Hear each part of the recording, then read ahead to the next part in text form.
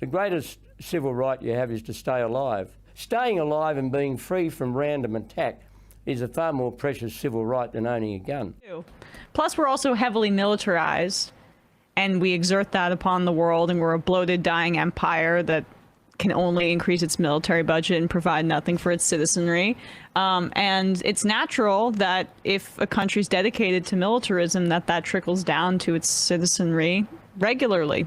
And that's how they feel empowered, because that's how the country shows its power. Yep. Good night, folks. We are doomed. I worked in the firearms industry. I didn't work directly for the NRA, but I worked in the industry that the NRA controlled. I was an executive for a very powerful firearms company. I worked in it for 25 years. I came to realize in the early 2000s that the industry in which I work was taking something that was wholesome to many Americans, a connection to guns and hunting, like I've done with my father and still do with my boys, and they're twisting it into something that was very nefarious and is now ripping the country apart. So I spent the last 15 or 16 years of my career trying to hold true to those old principles at the company I work for, and then trying to tear down the NRA from the inside, because I worried that we were headed towards a place like this. Well, the NRA, many people ask me, why is this so hard? Why can't we get something fixed? What is going on? And it has a lot to do with the AR-15. The AR-15 is many things. It is most of all now a political symbol of intimidation on the right. So it's very deeply entwined in the very identity of the political right and the GOP. And it's also a profit center. It has made fortunes. As late as 15 years ago, the gun wasn't even hardly displayed. It wasn't even shown at industry trade shows. It was persona non grata. But as the NRA cranked up the rhetoric machine, it needed a symbol, and the firearms industry needed profit, and the AR-15 became that. And so it's many things. And the reason it's so hard to address, and why the gun issue is so hard to address, is because the politics of the NRA and the AR-15 are the politics of our country. So one of the most important, simple things that appears to correct guns, a policy where a lot of people seem to agree, is also just deeply integral to our politics. So we're tackling our entire political system when we attack the guns. I ask you to go back to January 6, 2021, if you can. There were a couple different types of flags there. There were Trump and political flags. And the other type of flag was the come and take it AR-15 flag. You saw guns on lots of flags. When reporters asked the people at the event what they were there, they often said something about politics and then instantly went to guns. The Oath Keepers, the Proud Boys, the 3%ers, the leading domestic terrorism groups in the country, all centered around gun rights. So the AR-15 is deeply emblematic of the very political radicalization and identity on the right. And if I live in Red America, if you drive around the towns of Red America, you're going to see a lot of Trump stickers. And on almost every one of those trucks or cars where you see Trump stickers, you're going to see AR-15 stickers. Why? Because the AR-15 has become the symbol of the American right. The last time the NRA put profit and politics aside was in the few weeks after President John Kennedy was killed. I was not alive then. So that's been a long time. Now what you're going to see, as has been the case with every mass shooting since 1999, since Columbine, you're going to see a period of relative silence, although they had the convention in Houston last week. And then you're going to see something very important start to develop, which is necessary for the radicalization and the power of the NRA. Once they're being attacked or threatened, or legislation is being proposed, they will crank up the fear machine, because they will say, because being a victim is a big part of political radicalization. So the NRA will then start to tell their members, we are the victim. Those people are using the death of those kids to take your constitutional rights. Now it's more important for you to stand up than ever. And I don't go so far as to think that anybody at the NRA or anybody that's associated ever wants any kids to die. I will go so far as to say they will quickly pivot and use the proposed legislation and supposed victimization, which I have big air quotes around that, as a way to gin up their base. That certainly will happen. And that's what has to happen. And people like me have to kick down the door and say it will happen.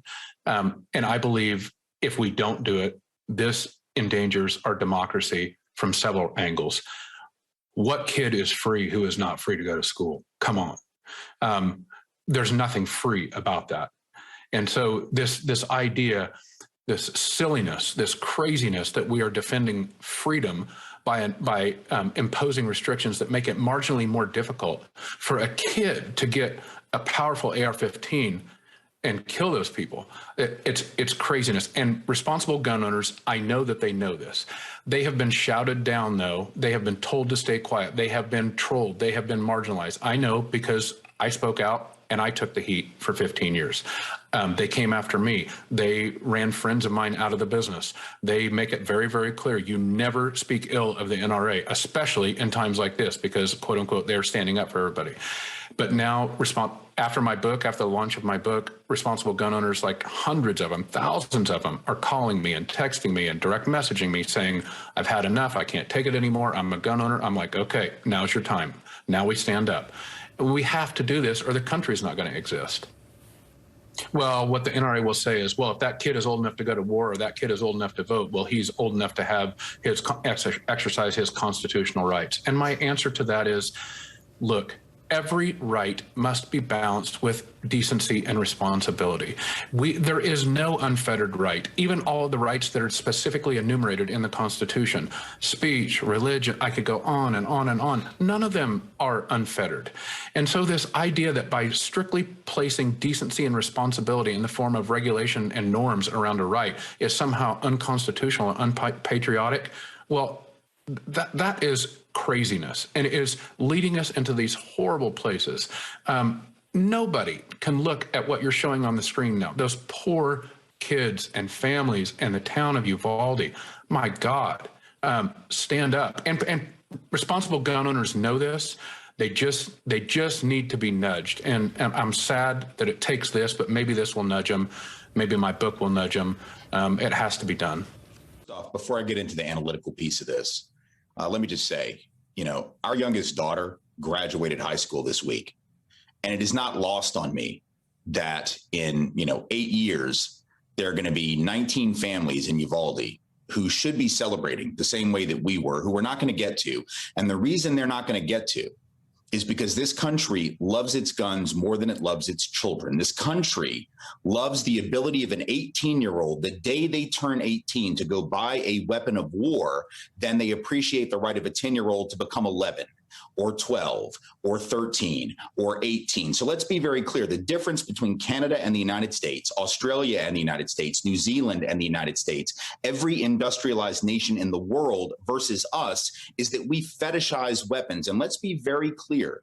The historical precedent for that, the reason that we are so obsessed with guns and personal gun ownership going back to the Second Amendment, is because the founders were so afraid that Black people were going to rebel against enslavement, that indigenous people were going to rebel against being pushed off their land and killed and removed, that we wanted to make sure white men could have all the guns that they could possibly possess in order to put down the rebellions of the dangerous racial other. And so the irony is that we now have an incredibly dangerous country for everybody's babies, white babies, Black babies, brown babies, everybody's babies, because white men a couple hundred years ago decided we needed to have all the weapons that we could possibly have and enshrine that in the Constitution to defend against those people. And the irony is that now white folks, white children, white families, just as endangered. We buy all these weapons. In the wake of Obama's election, there was a big upsurge in weapons because folks were, oh, Black dude's the president and they're going to come take our guns. After Ferguson, when Mike Brown was killed, the Ferguson uprising,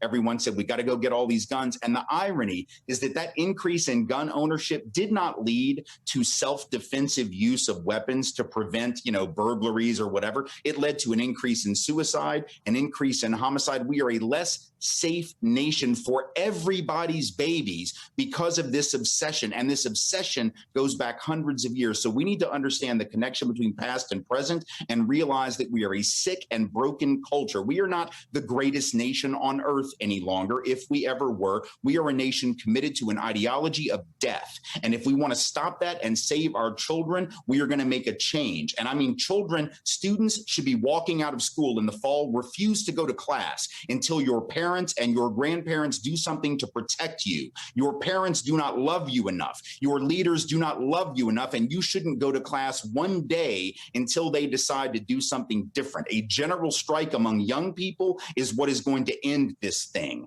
and it may be the only thing that does that.